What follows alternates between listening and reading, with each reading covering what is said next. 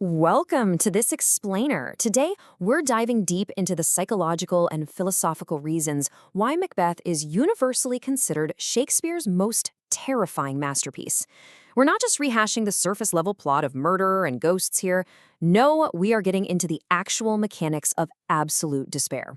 Let's get right to it. Drawing straight from some really extensive academic research, we're going to systematically uncover the layers of darkness that make this 400-year-old play so incredibly haunting.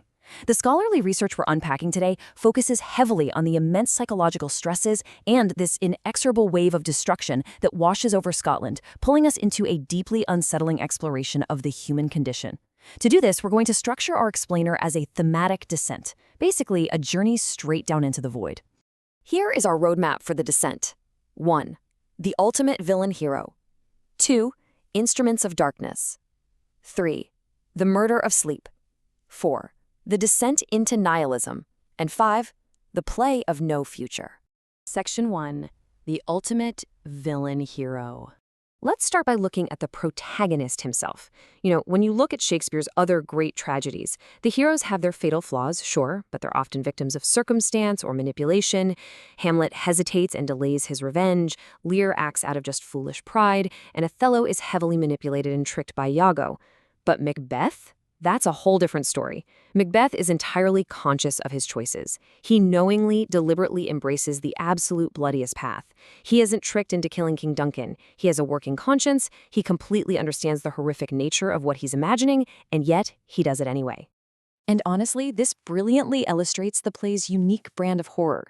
The critic Wayne C. Booth put it perfectly. He said, "The problem Shakespeare gave himself in Macbeth was a tremendous one." Think about it. Shakespeare daringly traps us inside a cold-blooded killer's perspective. He literally forces us to identify with a man who is actively obliterating his own humanity. We're not just watching a bad guy do bad things from the sidelines. We are locked inside his mind as he completely dismantles his own soul. Section 2. Instruments of Darkness. Moving a bit deeper into the abyss, we run into the Weird Sisters, the witches. They're the primary catalysts of all this disorder. And you really have to notice their weapon of choice here, equivocation. What is that? Well, it's the use of ambiguous language to conceal the truth. Basically, it's telling the truth in a way that actually lies. They weaponize this to play perfectly on Macbeth's hubris, feeding him these prophecies that sound like ironclad guarantees of safety, totally convincing him that he can escape the consequences of regicide.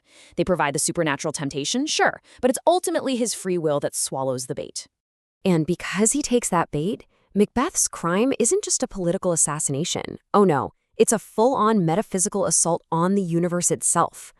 The academic sources highlight that in the Elizabethan worldview, killing a rightful king completely shatters the great chain of being, and nature instantly revolts. It's like the world just breaks. We see unnatural storms, earthquakes. The daytime skies are perpetually dark, literally strangling the sun. Over in the animal kingdom, a tiny little mousing owl somehow kills a mighty falcon. And King Duncan's highly trained tame horses turn wild and literally eat each other, which, by the way, is undeniably the worst possible day to be the royal stable boy. The physical world just becomes this nightmare reflection of Macbeth's inner corruption. Section 3. The Murder of Sleep. Our descent next takes us into the incredibly restless nights of a cursed kingdom.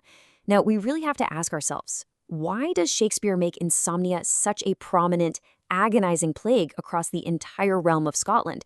Because it's not just Macbeth and Lady Macbeth who are sleep-deprived and seeing things. The entire country seems to be suffering from this terrifying, collective inability to just rest. Well, the crucial takeaway here is that sleeplessness is not merely a metaphor for Macbeth's personal, psychological guilt. According to the research, it is a literal, physical symptom of his unnatural misrule. Think about it.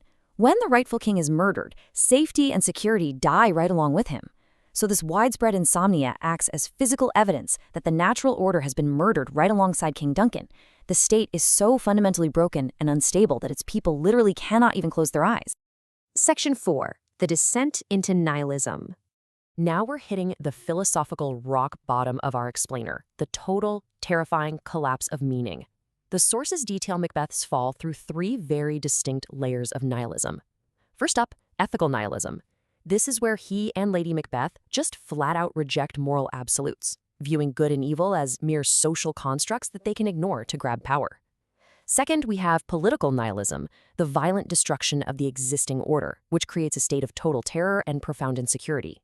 And finally, the bottom of the barrel, existential nihilism. This is the absolute despair of believing that life itself has absolutely no intrinsic meaning or value whatsoever. He systematically strips the world of all its worth. So, why does this matter to us today? Well, the research draws a fascinating theological parallel. Macbeth is Adam. This descent forces the audience to confront our own latent darkness, framing Macbeth's fall exactly like the biblical fall of mankind. By trapping us in his perspective, Shakespeare is basically holding a giant mirror up to the inner darkness and the capacity for sin inherited by all of humanity. It makes the psychological horror of the play deeply, uncomfortably personal. We are quite literally forced to watch what happens when a human being completely gives in to the darkest parts of themselves. Section 5. The Play of No Future. Finally, we arrive at the deepest, darkest part of the void, where time itself just seems to be cursed. Let's look at how this builds to his ultimate breaking point. When he hears the news of his wife's death, Macbeth delivers this incredibly famous, haunting realization. Life's but a walking shadow, a poor player, a tale told by an idiot, full of sound and fury, signifying nothing. This right here marks the absolute peak of his existential nihilism. He has completely cut himself off from every single thing that makes life worth living. Words, time, human connection, they have all been reduced to zero. Driven by what the literary critic Harold Bloom calls a horror of descendants, Macbeth essentially wages an all-out war on time itself. He attempts to literally wipe out the future by slaughtering the innocents of Scotland, most notably Macduff's children. In doing this, the academic sources suggest he is actively reversing the Christian promise of regeneration and salvation. His reign just becomes this ever deeper fall, heading rapidly toward absolute nothingness. Let's be clear, there is no glorious redemption arc here, only the total extinguishing of value. As we wrap up this explainer, I want to leave you with a pretty provocative thought to ponder. We all know Macbeth loses his head to Macduff at the end of the play. But is his ultimate tragedy really his physical death? Or is the true terror of this masterpiece the profound echoing nothingness, that inescapable empty void that he actively chose to create within his own soul? It's a chilling reminder that sometimes the darkest monsters aren't hiding under the bed, right? They're the ones we let grow in our own minds. Thank you so much for joining me on this deep dive, and as always, keep questioning what you read.